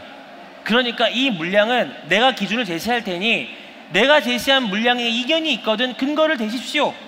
그래서 물량을 통일한 상태에서 업체에 뿌려야 우리가 이제 필링이라고 하는데 빈 공내역서에 소신껏 적어가지고 입찰을 보는 거예요. 기준은 내가 제시해야 됩니다. 우리 운동장에서 할 때 기준 손 들어 그러면 손 들잖아요. 그 기준은 내가 제시해야 된다 이 말이에요. 이해되십니까? 이해되십니까? 자, 건축은 복합공정입니다. 한 가지의 기준으로 공정 진행률을 판별할 수가 없어요. 자금 집행의 흐름을 보면 공정의 진행률을 알 수 있습니다. 따라서 과기성은 절대 악이다. 과기성 하니까 뭔 소리요 하시는 분들, 과는 오버해서 적절한 비용이 지불되지 않는 걸 과기성이라고 합니다. 건축물의 공정률이 30%밖에 안 됐는데 한 50% 달라 그런다. 이런 걸 과기성이라고 해요. 형편이 어려운데 좀 풀어줄 수도 있지. 그러면 여러분 사고 났을 때도 책임져 주셔야 돼요. 맞습니까? 나 책임 못 져요. 그럼 주지 마세요. 중요한 건 뭐냐면 보통 그렇게 얘기를 해요. 뭐 선급금 해가지고 계약금하고 받은 거는 이거는 내가 그거고 이제 기성금 별도로 받아야 된다. 아니에요. 기성금 나가는 만큼 선급금은 차감하는 거예요. 그렇게 세상 흐트러 만만히 살 수 없지 않겠습니까? 그런데 개인과 개인 간의 거래이기 때문에 누구도 심판이 되어줄 수 없어요. 언제까지? 법정에 갈 때까지. 그렇기 때문에 모든 걸 선제적으로 반응을 해야 돼요. 그래서 합의를 보세요. 특이하게 뭐예요? 과기성이 있을 경우 객관적인 확인을 받기로 한다. 무슨 얘기예요? 내 얘기도 틀릴 수 있고 당신 얘기도 틀릴 수 있는데 제3자에 의한 받아보자 이 말이에요. 자, 건축 계약 시 지체상금 기준을 완공 기준으로 할 것이냐 준공 기준으로 할 것이냐. 사람들은 준공 기준이 유리한 것 같지만 실은 준공 이후에 잔손 볼 일이 많아요. 무슨 말이냐면 계약을 할 때 이게 우리가 지체상금 기준이 있지 않습니까? 근데 사람들이 준공만 딱 떨어뜨려지는 상황이 되면 하자고 뭐고 그 다음 현장 준비하느라고 신경 안 쓸 때가 많아요. 근데 완공 기준으로 하면 그 완공 기준이 안에 준공이 들어올 수 있어요. 잘 유도하면. 준공을 하고 나서 잔손 보기 할 게 얼마나 많지 않겠습니까? 이걸 또 합의하셔야 돼요. 자, 준공이 언제 나든지 간에 이 건축물이 최종적으로 완성이 돼서 건축물에 대한 품질 확인을 하고 문제가 있을지 하자 봐주는 것까지를 다 포함해서 합시다. 물론 일 열심히 해준 거 알고 천재지변 때문에 공사 기간이 늘어진 건 서로 좋게 하는 게 좋겠지만 난 그렇게 만만한 사람이 아니라는 거, 기준을 어디다 둬야 하는지 정확하게 서로 합의하고 가야 된다 이 말이에요. 이거 약간 결혼이랑 비슷해요. 나는 설거지를 하기로 하고 청소를 하기로 하고 이런 게 서로 합의가 안 돼 있으면 이 정도면 한번 해줄 만도 한데 꼭 그렇게 싸움이 나요. 그럼 난 나가서 돈 벌어오지 않냐 뭐 이런 얘기들 이해되십니까? 자, 보통 잔금 받으면 현장은 다른 현장으로 뜨기 때문에 계약서에 현장 소장 근무지 이탈에 대한 기준을 명확하게 하는 게 좋습니다. 여러분, 주구나 사나 여러분들은 사장도 중요하지만 현장 소장의 거치가 더 중요해요. 현장 소장이 아침 9시부터 6시까지 풀타임으로 있는 능력 있는 경우는 없어요. 대다수 2개에서 3개 정도를 관리를 해요. 그런데 하루 이상도 빠지니까 하루라도 현장을 안 오면 안 돼요. 더군다나 성북동, 연희동 이런 막 집들 막 묶여있는 이런 데들 있지 않습니까? 소장이 잠깐 고개를 돌리면 토목이나 이런 데서 어떤 이슈가 있을지 모를 만한 지역에서는 현장의 상주 조건은 꼭 따라야 돼요. 까딱하면 문제가 생길 수 있어요. 그래 문제가 생겼었을 때 그러면 뭐 회사에서 알아서 하겠지. 무슨 말이에요 여러분. 회사에서 문제 생기면 결국 추가 비용 달라고 하겠죠. 추가 비용 달라 했는데 안 주면 현장 세우겠죠. 현장 세우면 결국 건축주 손해예요. 내가 가만 안 두겠어. 내 주변에 변호사도 많고 아는 사람도 많고 내가 반드시 응징을 하겠어. 1년 반 후에. 저는 5년 동안 재판을 4번 해봤어요. 한 20억 썼어요. 총 사업비를 다 이겼는데 100원도 못 받았어요. 왜요? 사업자 없애버리면 끝나요. 여러분, 재판 좋아하지 맙시다. 재판은 아무런 금전적인 보상을 해주기가 어렵습니다. 왜요? 상대가 대기업이면 돈이 있으니까 받을 수가 있는데 상대가 영세하면 한 달에 10만 원씩이라도 주겠다고 하면 받아야 돼요. 맞습니까?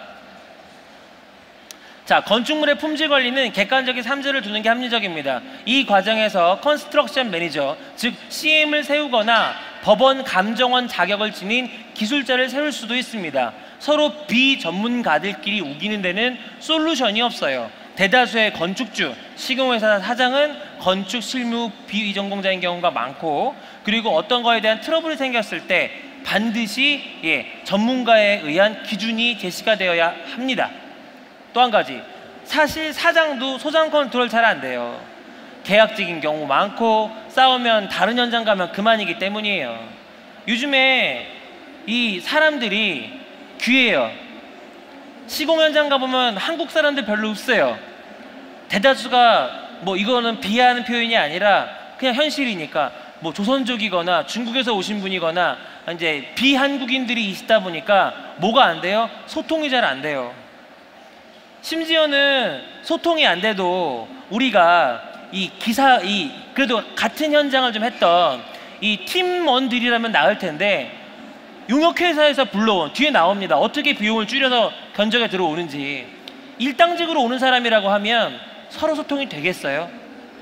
도면 한국말인데 외국분들이 이해하겠어요? 자, 중요한 건 여러분들 모든 결제는 현금이 최우선이고 현금을 손에 쥐고 일을 시키면 안 될 용역직이 없기 때문에 어떤 상황이 벌어졌을 때 어떤 어려움이 있다 하더라도 현장을 세우면 안 돼요. 그 손해가 막심할 수 있어요. 상황에 따라서 2, 3일, 3, 4일 정도 힘겨루기를 할 수는 있지만 이게 장기화가 될 것 같으면 어떻게든 다른 대안을 빨리 찾아야 돼요. 그게 여러분들이 건축 사업주로서 할 일입니다. 자, 견적 내역서에는 가설, 펜스, 컨테이너 이런 거 있는데 현장 여건상 설치되지 않는 경우가 있어요. 근데 막 일하면서 이제 일하고 있는데 소장님 이거 견적서에는 있는데 왜 이거 컨테이너도 없는데 청구했습니까? 이런 말 하지 마세요. 왜요? 나중에 정산할 때 빼면 되잖아요. 돈은 현장에 있는 사람들이랑 얘기하는 게 아니에요. 그냥 내가 현장에 가서 갈 때마다 사모님 오셨습니까? 이러려면 5만 원씩 한 장 준비해 가서 이렇게 그거 아니면 현장 가서 돈 얘기하지 마세요. 어차피 입금이 얼마 됐는지도 잘 모르고 일하는 경우가 많아요. 또 한 가지, 사람이 하는 일이에요. 감정 상하게 만들지 말고 모든 지시는 서류로 내리세요. 무슨 얘기예요? 우리 건축주분들 일을 하다 보면 가끔 말씀을 하시면서 사람 욱하게 만드는 재주가 있으신 분들을 만나게 돼요.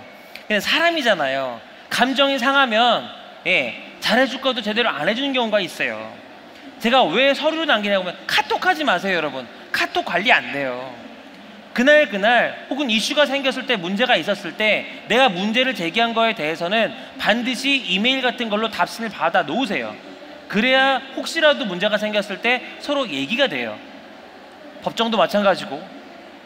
비용 증감에 대한 건 한 번에 정리하는 게 아니에요. 현장에서 발생하는 모든 변경, 변경에 대한 서류는 사인을 받고 기성을 줄 때 정리해 나가야 합니다. 상대는 기성을 받아야 하기 때문에 급할 경우가 많기 때문이에요. 이걸 일컬어 시간차 공격이라고 합니다. 무슨 얘기냐? 증감이 생겼어. 나중에 정산하시죠. 그럼 그 나중에 서로 어떨 줄 알고 그때 설거지는 해야 된다 이 말이에요. 설거지 쌓아놓으면 안 돼요. 그죠? 작게라도 설거지가 생기면 설거지 하면서 또 다른 일을 하는 거예요. 마찬가지라 이 말이에요. 왜요? 그때 그거 그냥 해주기로 했잖아요. 이런 경우 되게 많아. 그럼 제가 언제요? 여기까지는 제가 해드린다고 했는데 이거부터는 별도라고 했죠. 무슨 말을 서로 하는데, 한국말을 서로 하는데 소통이 안 되는 경우가 많아요. 자, 나중에 정산하자는 서로 분쟁의 씨앗을 키울 수 있기 때문에 설거지는 그때그때 하는 게 정신건강에 좋습니다. 자, 이것이 바로 갑지입니다. 이걸 받으면 건축주들은 대다수가 도구백, 이윤, 일반관리비, 재료비, 노무비, 그 다음 다시 부가세 이렇게 보는데, 여러분 부가세 줄이려고 좀 하지 마세요. 왜요? 부가세를 안 끊거나 부가세에서 편법을 사용하면 내가 일을 하다가 사고 났을 때 보상받을 방법이 없어요. 모든 건 건축주가 책임지게 돼 있거든요.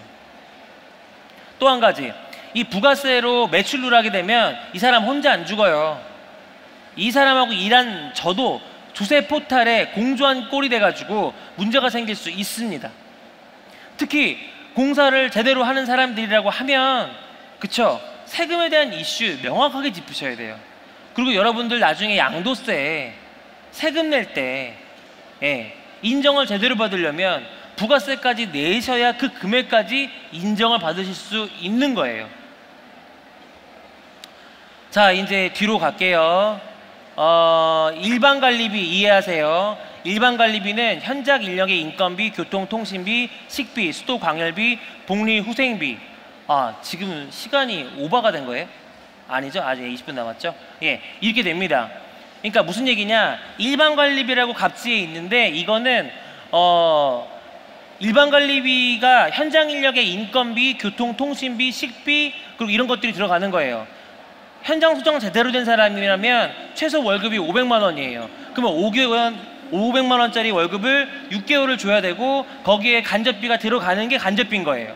그러면 이유는 무슨 말이냐? 이유는 진짜 실제로 가져가는 비용이 아니고요. 현장 매출이익이에요. 본사 관리비는 이윤에서 현장별로 n분의 1로 분별을 해요. 그러니까 본사 관리비는 본사 조직 인건비, 사무실 유지비, 영업비인데 회사를 가서 제대로 된 조직이 있으면 제대로 받을 것이고 하자 보수를 위한 예비비까지 같이 이윤에 들어가 있는 거예요. 여러분이 견적서를 받았는데 하자 보수 관련 비용이 없다라고 하면 이상하지 않아요? 분명히 계약서에 2년 동안 봐주기로 되어 있는데 그러면 그 돈이 어디 있다고요? 이윤에 들어가 있다고요. 그러면 이건 무슨 얘기예요? 어떤 사람은 이윤을 막 1%, 2%, 3%, 어떤 심한 경우에는 마이너스 8,000원 막 이렇게도 와요. 물어보죠. 아, 왜 이렇게까지 공사하려고 하십니까? 그러니까 뭐 우리가 현장에 근처에 형장이 있어가지고 막 돌리기만 해도 어쩌고저쩌고 하는데 공사하는 동안은 문제가 안 일어날 수 있는데 하자 관리 비용을 안 잡아놨으니 그때 당시에 회사 상황이 여유로워서 하자 관리를 해줄 수 있으면 해주는 거지만 안 되면 뭐예요? 나몰라라 할 수 있다 이 말이에요. 그게 어디에 나와 있다? 갑지에 나와 있다. 자, 건축주는 항목을 볼 줄 모르기 때문에 최저가 착시 현상으로 주로 이윤을 깎으려 합니다. 이윤을 깎으면 결국 건축물에 대한 유지보수 관리는 셀프로 하겠다는 말과 다르지가 않습니다. 또 한 가지, 면허 대여를 한다면 결국 건축물에 대한 유지보수 관리를 셀프로 해야 된다는 말인데 이 건축물의 품질 관리도 건축주가 책임지겠다는 말이 숨어 있다는 거를 여기서 막상 만약 일을 하다가 사람이 죽으면 책임지겠다는 그것까지도 여러분은 숨어 있다는 걸 아셔야 돼요. 부가세를 끊는 현장에는 시공사의 이름이 들어가요. 제대로. 아닌 경우에는 결국 돌고 돌아 건축주가 다 책임져야 하는 상황이 옵니다. 그런데 부가세를 발행 안 한다고 10% 절약이 되느냐? 아니에요. 왜요? 자재를 사올 때는 매입 부가세가 발생을 할 거 아닙니까? 줄여봐야 5%예요. 그러면 10억 공사에 5천만 원 줄이자고 9억 5천만 원에 대한 모든, 아니죠, 10억에 대한 모든 이 리스크를 내가 안아야 된다는 얘기예요. 자, 이윤이 과도하게 작다면 분명 자재비나 물량에 태웠을 거예요.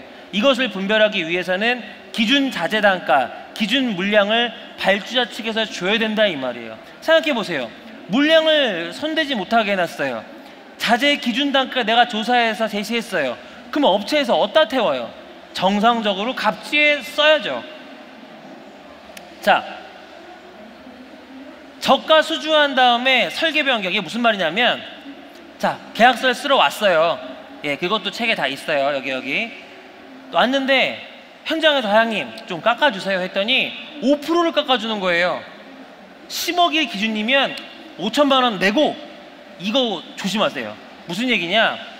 전문 건설업체가 아닌 직영 인부를 통한 하도급을 주게 되는 경우가 있어요. 사람들이 뭔 소린지 몰라요. 이게 무슨 말이에요? 그럼 전문 건설업? 우리가 계약한 데가 전문 건설 아니에요? 여러분, 여러분들이 계약하는 종합 건설사는 관리회사예요. 그럼 여기서 수주를 하면 공종별로 전문 건설업, 하다못해 철거를 하더라도 철거의 면허를 있는 회사한테 주는 건데 이거를 비용을 깎으면 직영 그 인력사무소에 전화를 해가지고 용역직들을 불러다 일을 하는 거예요. 아니 그냥 복장은 비슷해요. 와가지고 일하는 건 비슷한데 사고 나면, 문제 생기면 결국 이건 역시도 다 건축주가 책임져야 되는 상황. 또 한 가지, 직영 인부를 통한 하도급을 주게 되면 어떻게 되느냐? 기초, 지하, 골조, 도장 등의 눈에 보이지 않는 부위에 대한 임의 시공이 일어나는 거예요. 이해되십니까? 오늘 왔다 내일 가는 사람인데 뭘 그렇게 얼마나 열심히 할 수 있겠어요? 용역직은 한정돼 있는 정말 잡부스러운 일을 하라고 일당잡부를 쓰게 해주는 거지 중요한 공정에 쓰면 안 될 거 아닙니까? 근데 여러분이 회사의 이윤을 깎았기 때문에 하도급을 주되 면허 없는 사람한테 또 하도급을 주고 무면허 업자가 와서 일을 하다 보니 일손이 부족하니까 또 갖다 쓰고 악순환이 반복될 수 있는 거예요. 결로, 누수, 취약 부위에 대한 비도면 시공, 면허 대여 및 일걸 재하청. 아, 이거 진짜 여러분들 꼭, 오늘 오신 분들 꼭 주변에 아시는 분을 통해서 대형 건설업체 다니시다가 은퇴한 분, 그런 분 제발 만나지 마세요. 아우 뭐 어디 삼성건설 다니시다가 나오신 분인데 그분이 이번에 우리 집 짓는 거 봐주기로 했어. 여러분, 그분이 삼성건설에서 화장실 건설만 했을지 아니면은 저기 그죠 토목공사만 했을지 뭘 했을지 어떻게 합니까? 그냥 그 사람도 이 집에 짓는 사업에 대해서는 1도 모르는 여러분과 크게 다르지 않을 수 있어요. 그럼 이 사람 받으면 어떻게 해요? 자기 마진 띄고 다시 제도급을 주겠죠. 조직이 없으니까. 제발 교회 장로님 통해서 소개받지 마시고, 제발 그 성당의 신부님 그 충실한 아시는 분 그분이 얘기해 줬다고 막 믿지 마시고, 내가 지으려고 했던 것과 가장 유사한 걸 지었던 사람과 정상적인 거래를 하자. 나중엔 신앙도 떨어져요. 하나님이 결국 날 버렸구나. 어떻게 이런 사람을 만나게 해주셨나? 왜 그때 날 막아주시지 않으셨나? 기도가 부족했나? 이럴 수 있다 이 말이에요.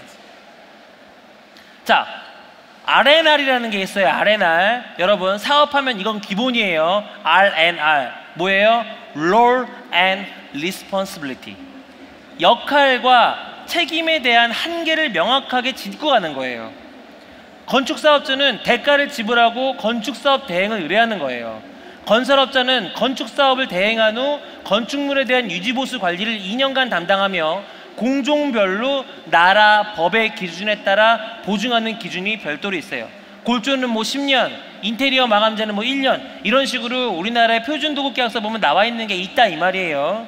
자, 면대를 하거나 이윤을 적게 준다면 이는 건축까지만 책임지겠다는 말이에요. 결국은 조선모사인데 번거롭고 스트레스 무지 받으면서 굳이 예를 들어 시공 10억 공사의 몇천 때문에 두고두고 리스크를 안게 될 수 있다. 무슨 말이냐? 세트는 시공하는 기간 6개월이면 6개월 플러스 2년 6개월 동안 서비스를 내가 받아야 되는데 6개월만 딱 하고 2년은 내가 알아서 할게. 요거예요. 왜 그러시냐는 거죠. 굳이. 왜요? 여러분들이 아까 얘기했잖아요. 하면 내가 임대업을 한다? 한 개만 하는 경우는 없어요. 하나 하면 또 하나 하고, 오래 했으면 내년에도 하고, 그러면 하자가 날 때마다 내 핸드폰에 카톡 올 텐데 그걸 내가 어떻게 다 감당을 합니까? 자, 투자자에게는 아주 바람직하지 않는 컨디션이에요. 하자 관리는 시설물 유지 보수 관리가 제대로 되지 않을 경우엔 결국에는 임대업에도 치명적입니다. 요즘은 SNS로 후기 공유를 해요. 딱 요즘에는 앱 갖고 들어가잖아요. 어느 지역에 원룸 딱 치면 여기는 주인이 성격이 안 좋아요. 여기는 뭐 비가 새요. 여기는 뭐 냄새가 나요. 이런 것들이 후기로 다 공유가 돼요. 그러니까 결국 공실이 한 번 생기면 2개 생기고, 2개 생기면 3개 생기고, 회전이 안 되고, 은행 이자는 점점 쌓여가고 이럴 수 있다 이 말이에요. 그래서 여러분들이 처음에 시작할 때 말씀드렸죠. 부동산 자산 관리 사업주, 임대업을 하는 사람 입장에선 가장 중요한 게 건축을 하는 과정에서 하자가 최소화되게 하고, 만에 하나 하자가 발생됐을 경우에 내가 굳이 셀프로 안 해도 알아서 해줄 수 있도록 계약을 해야 된다 이 말이에요. 자, 물량 산출의 적정성. 상세한 항목별 물량 산출, 이건 견적팀의 기술력에 달려 있습니다. 여러분, 일식이라고 표현되는 게 있습니다. 일식. 이렇게 견적서를 보면 일식이라고 나오는 게 있어요. 그거 정말 위험한 겁니다. 실행원가 산출을 통한 기준가 산정, 즉 상세 견적만이 살 길입니다. 또한 견적 사무실을 100% 신뢰하지 마세요. 저한테 연락 오는 사람 중에 나 이거 적산사무소에서 받아가지고 말이야 하시는 분이 있거든요. 모든 건 컴퓨터로 돌리는 모든 건 사람이 다시 한번 적성성 검토를 해야 돼요. 요즘에 저희가 비용 줄일 때 어떻게 하는 줄 아세요? 요즘에 구조에 대해서 내진 설계 때문에 과설계가 되는 경우가 꽤 많아요. 철근량이 어마어마합니다. 그러면은 똑같이 구조기술사 면허인 사람 데려다 놓고 적정성 검토를 하게 해요. 왜요? 그들 역시도 용역을 면밀하게 안 하는 경우가 많기 때문이에요. 과설계가 된 거를 꺾으려면 똑같은 라이센스가 있는 사람이 요걸 요렇게 줄이면 될 것 같아요 하면 그대로 하세요 시키는 게 아니라 이 의견서를 갖고 가져가서, 자, 똑같은 구조기술사가 이걸 검토를 했더니 여기서 이렇게 줄일 수 있다고 하는데 재검토를 해주시오 하면 악감정만 안 갖고 있으면 대다수 수용해줘요. 왜? 바빠서 대충 해주는 경우 많거든요. 대부분 프로그램 돌려가지고 나온 거 그냥 토스해주는 경우 많아요. 이해되세요? 그래서 이런 부분들 하나하나에 내 주변에 스텝이 있어야 된다 이 말이고요. 자, 주요 자재의 단가, 구매력의 차이인가 유세품인가. 무슨 얘기냐? 똑같은 원목마루인데 하나는 독일제고 하나는 뭐 이태리제고 하나는 중국제예요. 겉보기엔 똑같아요. 그러면 당연히 가격은 다를 수밖에 없겠죠. 근데 여기서 재밌는 거 한 가지. 이 독일 건 중국에서 생산한 걸 독일로 보내서 다시 수입한 경우가 있어요. 이해되십니까? 요즘 그 중국이 제하청 엄청 받을 건 아시죠? 그래서 제대로 된 원산지를 확인하는 게 좋다. 그래서 요즘 원목마로 중국이 좋은 게 많아요. 중국산 나온 게. 자, 창호의 등급. 브랜드에 속지 마라. 핵심은 이거 하나는 적어 놓으세요. 열 관리율이 핵심이다. 열 관리율. 무슨 얘기냐? 창호를 이건 창호, LG 창호, KCC 창호 막 이런 것들을 이렇게 받아가지고 견적을 받아서 금액만 보시거든요. 여러분, 그것도 기준이 열 관리율이에요. 열 관리율에 따라서 등급이 왔다 갔다 하는 거거든요. 같은 이건 창호도 등급이 7, 8개 있거든요. 유리도 프레임은 똑같은데 한글라스를 쓰느냐, 핑켈톤 영국 유리를 쓰느냐, 아니면은 이맥스 유리를 쓰느냐, 아니면 정말 더 저렴한 유리를 쓰느냐 다를 수 있는 거예요. 같은 삼중 유리가 아니에요. 결국은 시험 성적서, 결국은 열 관리율 기준으로 볼 수 있어야 한다라는 거예요. 자, 그리고 일반 관리비의 적정성, 현장 인력이 상주를 하느냐. 골조 팀장, 내장 팀장은 소장이 아닙니다. 상주를 안 할 수도 있어요. 그런데 기술력은 있어야 한다. 이게 핵심입니다. 4대 보험 가입 여부, 근속 연수. 자, 착공전 전체 도면회의를 통해 캐릭터를 파악하고 밥같이 몇 번 먹으면, 회식같이 몇 번 하면 진짜 일을 하는 사람인지 아닌 사람인지 확인이 가능해요. 아까 건축주 어떤 분이 오셔가지고 막 분통을 터뜨리면서 내가 그쪽 사무실도 가보고 막 일하는 사람들 다 봤는데 나중에 알고 보니까 직원들 아니더라고. 많아요, 그런 경우. 건축업의 특성상 이 소규모 생계형 건축사업의 특성상 직원을 몇이나 되고 얼마나 운영할 수 있겠습니까? 그런데 큰 공사, 작은 공사 균형적으로 맞춰가면서 하는 회사들은 아무리 적어도 10명이에요. 그 10명이 기둥이 돼요, 기둥. 근데 그 기둥도 없는 풀뿌리 같은 회사 가가지고 사장 하나 있고 격리 하나 있고 영업이사 1명 있고 때때마다 소장님 왔다 갔다 하는 그런 회사랑 하려면, 그러면은 진짜로 내가 공부를 잘해서 제대로 화학하고 핸들링할 수가 있어야 돼요. 고수가 돼야 된다 이 말이에요. 자, 그리고 허가 연면적, 시공 연면적 아까 말씀드렸고 로스율이라는 게 있습니다. 모든 것은 시공 연면적 기준으로 판단해야 하고 허가 연면적 기준으로 대화하는 순간 당신은 하수임이 들통납니다. 다스리려면 규칙 정도는 알아야 다스릴 수가 있다. 즉 역지사지가 핵심이다. 여러분들, 제가 마지막으로 8분 정도 남았는데 이 말은 꼭 드리고 싶어요. 여러분들은 고객이 아니에요. 여러분, 대통령이 우리 고객입니까? 왕이 그 백성들의 고객입니까? 아니에요. 다스리는 위치에 있는 사람은 얼마나 이 사람들이 원활한 환경 가운데 이 사람들을 통해서 내가 원하는 걸 할 수 있을지 환경을 만들어주고 책임져주는 역할을 하는 사람이잖아요. 즉 다스리는 사람이에요. 표현이 참 거시기하게 들릴 수도 있어요, 동종업계에 있는 사람들끼리. 그런데 건축사업주가 이런 마음을 가지면 함부로 행동 못해요. 다 집에 가면 여우 같은 마누라 있고 토끼 같은 자식이 있고 그 가장으로서 역할을 하려고 나와서 일을 하는 사람이에요. 근데 내가 앞에 사장님하고 막 밀고 땡기기 위해서 견적을 낮게 저가 수주를 할 수밖에 없게 환경 딱 만들어 놓고 코너에 몰아서 사인 딱 받고 일을 시키는 순간 뒤에 있는 수많은 사람들이 계속 피해를 봐야 돼요. 그래서 참 재밌는 게 뭐냐, 앞에서 그렇게 싸게 계약한 사람은 별로 피해를 안 봐. 이미 계약금 받았을 때 뛰었으니까. 그러면 뒤로 가면 갈수록, 뒷공정으로 들어오면 돌수록 힘들어지잖아요. 그래서 균형적인 사고를 가져야 된다 이 말이고요. 자, 아까 말씀드린 것처럼 모든 견적은 부가세 10%가 아니에요. 국민주택 규모 이하라면 건설한 면허나 주택건설한 면허 사업이 있을 경우에는 부가세 면세가 되는데 매입 부가세는 나온다 이 말씀을 드리는 거고, 별도 항목. 자, 이거 마지막으로 꼭 지켜보세요. 자, 책에도 내가 정말 자세하게 써놨지만 견적서를 받았는데 포함하는 항목이 다 달라요. 발주할 때 내가 지정을 안 해서. 흔히 토목공사비, 부대 조경, 옹벽, 그 다음에 가구, 가전 이런 것들을 정확하게 내가 기준 안에 넣어놓고 모델 기명을 하지 않으면 다 빠져오는 경우가 있고, 제대로 일하는 회사는 이런 걸 빼고 어떻게 해요? 다 넣어오는 행사가 있어요. 근데 견적서가 이렇게 두꺼워요. 다 못 읽어봐요. 그러다 보니까 뭐가 빠졌는지 들어가는지도 모르는 경우가 태반이라 이 말이에요. 그래서 이 책에 제가 다 넣어놓은 게 뭐냐면 체크리스트를 넣어놨어요. 요거 들어갔는지 뺐는지를 발주를 할 때, 나한테 견적을 제출을 할 때 빼지 말라 이거예요. 그럼 이렇게 하죠. 뭐 싱크대 넣어주세요. 무슨 얘기예요? 싱크대가 500만 원부터 1억, 2억까지 있는데 싱크대 어느 제품 뭐로 넣어주세요. 이거죠. 한샘도 한샘 IK가 있고 한샘 홈쇼핑이 있고 한샘 본사 정품이 있잖아요.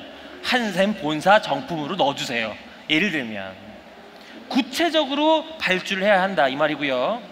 지하 가시설 공사비, CIP, 뭐 LW, 뭐 진해력 이런 거 물어보지 마세요. 왜요? 땅을 까서 공사 체크해보기 전까지는 확언을 할 수가 없어요. 건축공사랑 토목공사는 문과랑 이과처럼 서로 정말 달라요. 서로는 통합적인 사고가 필요하지만 토목에 대한 건 건축하는 사람이 1도 모를 수도 있어요. 대충 짐작은 해도. 그렇기 때문에 지하공사 들어갈 때는 토목에 대한 건 별도로 관리를 해야 된다 이 말이고요. 자, 건물 형태 및 시공 난이도에 따른 공사비 증가는요, 보통 지붕의 각도, 자재의 특성에 따라 달라질 수 있습니다. 예를 들면 이런 거예요. 타일을 붙이는데 떠발이라고 들어봤어요. 떠발이?